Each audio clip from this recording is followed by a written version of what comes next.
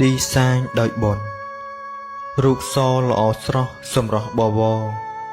នរណាគេណោមិនដេចកស្អាតម្លឹង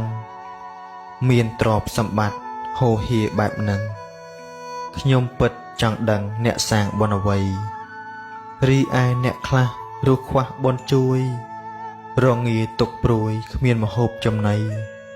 រូបមិនសូវស្អាតប្រឡាក់ភក់ដីផលបាបអប្រិយគ្មានក្តីមេត្តា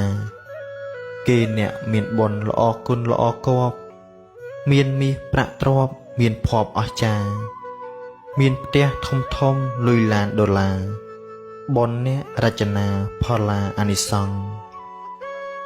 អ្វីបើខ្ញុំក្របើអាចរើសបានគ្មាននរណាម្នាក់ចង់កើតមកជាកូនអ្នកក្រនោះទេចង់កើតមកក្នុងគ្រួសារដែលមានជីវភាពធូរធារតែពេលនេះមិនមែនជាពេលដែលត្រូវបន្ទោសមេឃបន្ទោសដីនោះទេជីវភាពណាក៏ដោយឋានៈខ្ពស់ទាបយ៉ាងណាក៏ដោយវាមិនទាន់បានកំណត់ថាជាមនុស្សល្អប្រពៃគួរឲ្យគោរពឯណាឯក្រក៏មិនបានសេចក្តីថាយើងជាមនុស្សអាក្រក់នោះដែរសំខាន់យើងចិញ្ចឹមជីវិតតាមកម្លាំងញើសឈាមរបស់យើងមិនកេងប្រវាញ់គេអ្វីបើកើតមកមិនបវរខ្សត់ធន់ក្រីក្រគ្របសង្កត់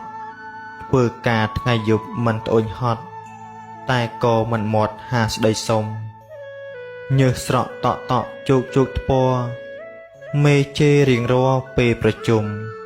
ប្រើពាក្យអញហែងធ្វើដូចខ្ញុំបំរើសំណុំគ្រប់បែបបទអ្វីបើខ្ញុំក្រគ្រប់រូបភាពឋានៈតូចទាបតកំសត់តែពុំដើរខុសច្បាប់កំណត់ឬធ្វើជាខ្សត់ពឹងពាក់គេ